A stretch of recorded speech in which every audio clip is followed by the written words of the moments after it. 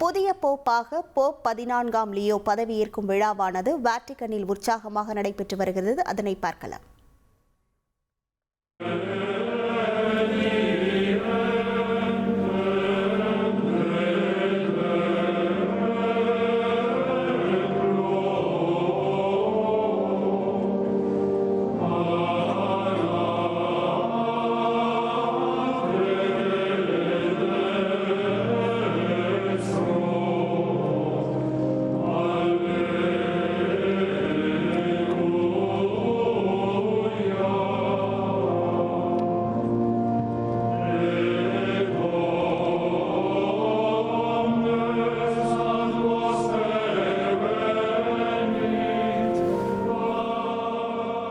இது தொடர்பான முழு விவரங்களோடு இணைகிறார் நமது செய்தியாளர் வினோதினி. வணக்கம் வினோதினி, இந்த பதவியேற்கும் விழாவில் யாரெல்லாம் பங்கேற்றிருக்கிறார்கள்? என்னங்க, இனி வீட்டு வேலையில கொஞ்சம் அதிக ஒத்தாசையா இருக்கணும். யா வேலை கிடைச்சதா? வேலையா? நான் பாஸ் ஆகணும்னு நினைக்கிறேன். எப்படி? பாஸ் வாலா பி தி பாஸ். முழு விவரங்கள். வணக்கம். கத்தோலிக்க திருச்சபையின் தலைமை மதகுருவாக போப் 14ஆம் லியோ அதிகாரப்பூர்வமாக பதவியேற்கும் நிகழ்வானது தற்போது நடைபெற்று வருகிறது.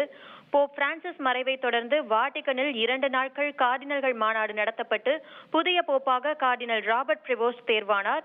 போப்பாக தேர்ந்தெடுக்கப்பட்ட சிறிது நேரத்திலேயே கார்டினல்கள் கூட்டம் நடைபெற்ற சிஸ்டைன் தேவாலயத்தில் சிறப்பு திருப்பலியையும் நடத்தினார். போப் 14ஆம் லியோ வட அமெரிக்காவின் முதல் போப் என்ற பெருமைக்கும் சொந்தக்காரர்.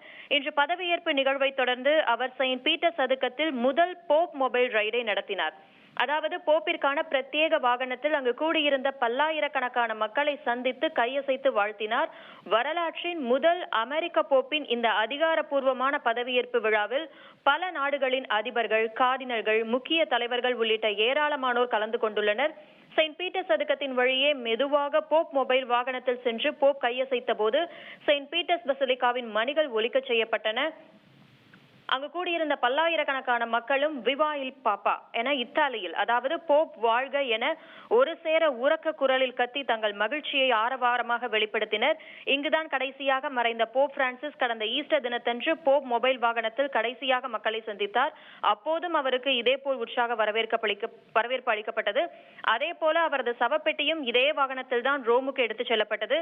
ஏராளமான மக்கள் கூடியுள்ள காரணத்தால் இப்போது அங்கு பாதுகாப்பு பலப்படுத்தப்பட்டுள்ளது. போப் பிரான்சிஸ் இறப்பதற்கு முன்பு அவரை பார்த்த கடைசி வெளிநாட்டு தலைவர்களில் ஒருவரான அமெரிக்க துணை அதிபர் ஜேடி வான்ஸ் நேற்று போப் பிரான்சிஸ் கல்லறையில் மரியாதை செலுத்திவிட்டு அடுத்து தற்போது புதிய போப் பதவியேற்பு விழாவில் கலந்து கொண்டுள்ளார். அமெரிக்க வெளியுறவுத்துறை அமைச்சர் மார்கோ ரூபியோவும் இங்குதான் உள்ளார். அர்ஜென்டினா அதிபர் ஜேவியர் மிலை, பிரேசிலின் துணை அதிபர், கொலம்பியா அதிபர், கியூபாவின் துணை அதிபர், யுக்ரைன் அதிபர் ஜெலன்ஸ்கி மற்றும் அவரது மனைவி மற்றும் இந்தியா சார்பில் மாநிலங்களவை துணைத் தலைவர் ஹரிவன்ஸ் நாராயண் சிங் மற்றும் நாகாலாந்து துணை முதல்வர் ஆகியோரும் புதிய போப் பதவியேற்பு விழாவில் கலந்து கொண்டுள்ளனர். 69 வயதான போப் 14ஆம் லியோவுக்கு இது முதல் போப் மொபைல் வாகன சவாரி என்பதால் அந்த ஆச்சரியத்தை அவர் கண்களில் நன்றாக பார்க்க முடிந்தது. தொடர்ந்து பீட்டர்ஸ் தேவாலயத்திற்குள் சென்று சிறப்பு பிரார்த்தனைகளை நடத்தி புனித பீட்டர் கல்லறையில் மரியாதை செலுத்தினார். போப் 14ஆம் லியோ புனித பீட்டர் தான் முதல் போப்பாக கருதப்படுகிறார். தொடர்ந்து திருப்பலியை துவங்கினார். போப் 14ஆம் லியோ அமெரிக்கா மற்றும் பெருவை பூர்வீகமாக கொண்டவர் என்பதால் அங்கு கூடியிருந்த மக்களின் மத்தியில் அமெரிக்க மற்றும் பெருக்கொடிகளை அதிகமாக பார்க்க முடிந்தது. உங்கள் விவரங்களுக்கு நன்றி வினோதினி.